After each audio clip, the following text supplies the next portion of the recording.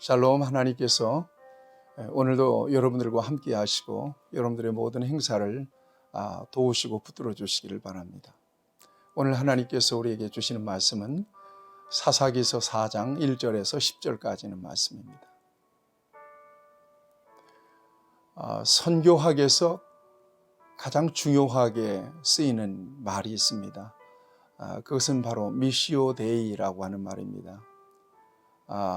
미션 오브 갓이라는 말이죠. 하나님의 선교, 라틴어입니다. 이것은 하나님이 선교의 주체가 되신다는 의미입니다. 친히 하나님께서 선교하신다는 것입니다. 여러분, 사람이 선교하는 것 같죠? 선교사님들을 각국으로 파송해서 그들로 하여금 선교하게 하시니까 사람이 선교하는 것 같지만 그렇지 않다는 것이죠.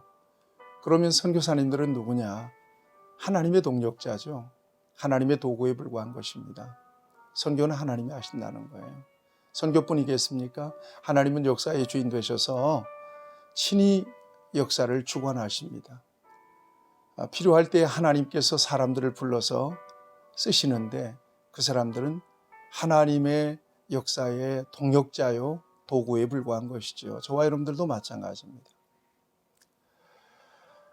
어떤 사람이 되었든 능력이 있든 없든 또 지식이 있든 없든 남자든 여자든 잘났든 못났든 하나님은 그 어떤 사람도 상관없이 불러내셔서 그에게 필요한 능력을 부어주시고 그로 하여금 하나님의 미션을 수행하게 하십니다.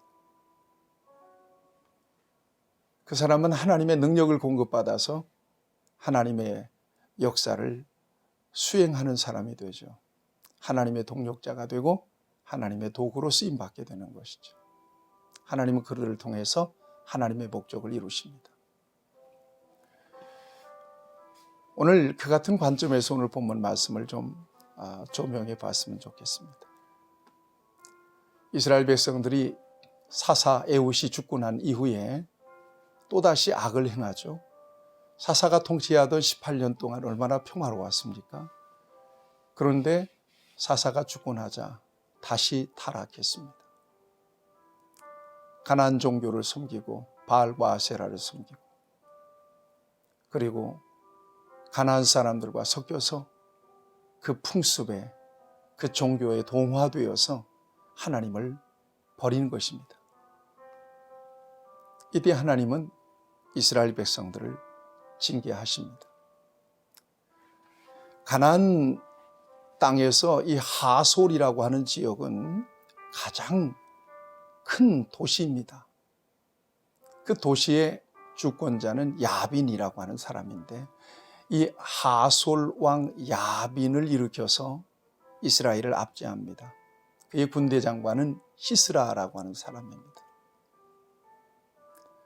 무려 20년 동안 신무기 철병거 900대를 앞세워서 무력으로 이스라엘 백성들을 괴롭혔습니다. 고통스럽게 만들었습니다. 20년입니다. 결코 짧은 세월이 아닙니다. 죄의 결과는 이처럼 고통스럽고 참혹합니다. 이때 이스라엘 백성들이 하나님 앞에 울부짖습니다. 부르짖습니다. 그러자 하나님께서는 그들을 불쌍히 여겨주셔서 사사를 세우시는데 어떤 사람을 세우시는가 하면 여자 사사를 세우십니다. 사사기 12사사 가운데 유일하게 여자인 드보라라고 하는 사사를 세우십니다. 이 드보라는 어떤 사람인가 하면 평범한 가정의 주부였습니다. 오늘 본문 말씀에 랍비돗의 아내 여선지자 드보라 이렇게 소개하고 있습니다. 평범한 아내. 그런데 그에게 하나님의 은혜가 부어졌어요. 그래서 그가 이스라엘의 사사가 되어서 이스라엘 백성들을 재판하고 이스라엘 백성들을 영적으로 이끌어갑니다.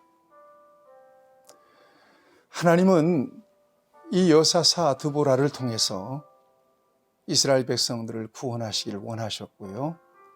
그의 좋은 협력자로 어떤 사람을 붙여주셨는가 하면 아비노함의 아들 바락이라고 하는 사람을 붙여주십니다. 바락을 통해서 하솔왕 야빈을 물리치기를 원하셨어요. 그래서 이 야빈에게 하나님의 비전을 이야기해 줍니다. 뭐라고 말씀하시는가 하면 6절 말씀을 보면 이스라엘이 하나님 여호와께서 이같이 명령하지 아니하셨느냐. 너는 납달리 자손과 스불론 자손 10,000,000명을 거느리고 다볼산으로 가라. 하나님의 명령입니다.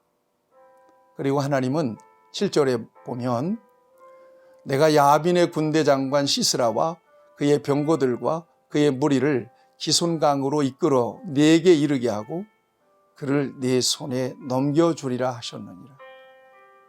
하나님이 야빈의 군대 장관 시스라, 이 시스라와 그의 병거들을 이끌어서 야빈의 손에 뭡니까? 이 바락의 손에 붙여주시겠다고 이렇게 말씀하신 것입니다. 약속하신 것입니다. 순종만 하면 됩니다. 그러면 승리를 얻을 수 있고 영광을 얻을 수 있는 거죠. 그런데 바락이 두려웠는지 어쨌는지 그 말씀에 순종하지 않습니다. 그리고 드보라와 함께 가기를 요청하죠. 그러면 가겠다고 이야기합니다. 결국 드보라와 함께 그 전쟁에 출전하게 됩니다. 그리고 승리하게 되죠. 여기 말씀이 있습니다. 9절 말씀을 보면 드보라가 말합니다. 내가 반드시 너와 함께 가리라. 그러나 네가 이번에 가는 길에서는 영광을 얻지 못하리니 이는 여호와께서 시스라를 여인의 손에 파실 것임이니라 하고 드보라가 일어나 바락과 함께 게데스로 가니라. 얻을 수 있는 승리와 그 영광을 이 바락은 놓치게 됩니다. 그리고 그 승리와 영광이 여인에게 돌아갑니다. 오늘 이 말씀 속에서 우리는 중요한 사실 2가지 정도를 묵상할 수 있으면 좋겠습니다. 하나님의 선택과 부르심에는 후회함이 없습니다.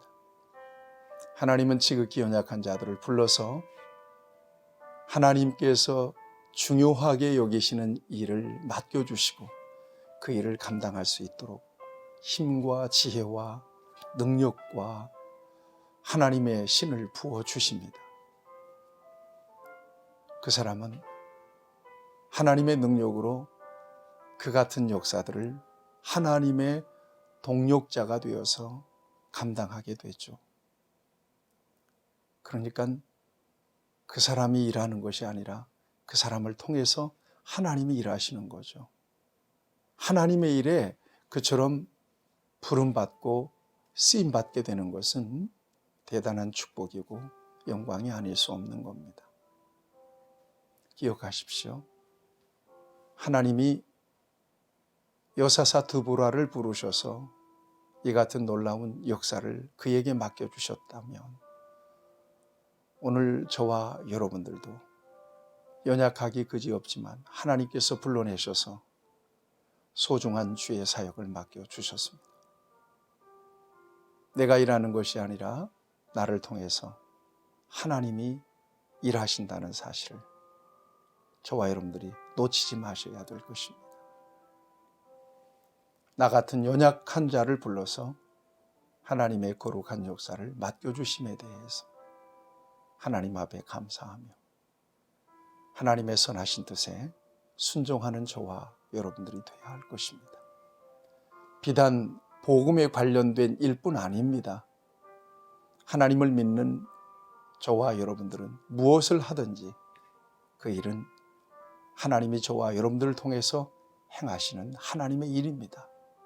그런 차원에서 소명의식을 가지고 사명감으로 일해야 될 것입니다. 또 하나는 하나님께서 명령하셨다면 하나님께서 일하심을 믿고 무조건 순종해야 합니다. 그래야 놀라운 승리와 영광을 얻을 수가 있고 복을 받게 됩니다. 발악을 통해서 우리에게 주시는 교훈입니다.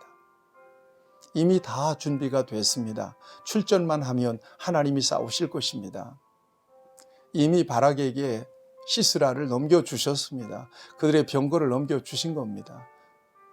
나가기만 하면 승리를 얻을 수 있었습니다. 그런데 발악은 그 소중한 기회를 놓쳐버립니다. 불순종으로, 불신앙 때문에. 그래서 그 승리의 영광과 축복이 한 여인에게 돌아가죠. 여러분, 하나님께서 저와 여러분들에게 말씀하실 때 꼭 그 말씀 또 그 명령이 우리에게 부담으로 다가올 때도 있을 것입니다. 그렇지만 믿음으로 순종하게 되면 반드시 하나님께서 그 말씀대로 감당할 수 있도록 힘을 주시고 은혜를 주시고 능력도 주십니다. 하나님 우리에게 명령하시고 말씀하시는 것은 결국 하나님이 그 모든 일들을 이루시고 우리에게 상을 주시기 위함인 것을 잊지 마셔야 될 것입니다. 오늘도 연약한 가운데서 부름받고 쓰임받는 저와 여러분들은 하나님께 감사함으로 우리에게 맡겨진 일들을 감당할 수 있어야 될 것입니다. 무슨 말씀을 하시든지 그대로 순종해서 영광과 복을 누릴 수 있기를 바랍니다. 기도하십시다. 하나님 우리 아버지, 오늘도 하나님께서 귀한 말씀을 통해서 소중한 교훈을 주십니다. 하나님께서 그 시대 속에 드보라를 부르셔서 하나님의 거룩한 역사를 맡겨주십니다. 그 시대를 맡겨주셨습니다. 오늘 이 시대 속에서 우리를 부르셔서 복음의 사명을 감당하게 하십니다. 연약하게 그지없는 우리의 모습을 봅니다. 하나님께서 부르셨으니 감당할 수 있는 능력을 주시기를 원하며 어떤 명령, 어떤 말씀을 주시든지 결국 그 말씀대로 하나님께서 일하심을 믿고 순종할 수 있는 은혜를 우리에게 덧입혀 주시옵소서. 예수님의 이름으로 기도하옵나이다. 아멘. 여러분 승리하십시오.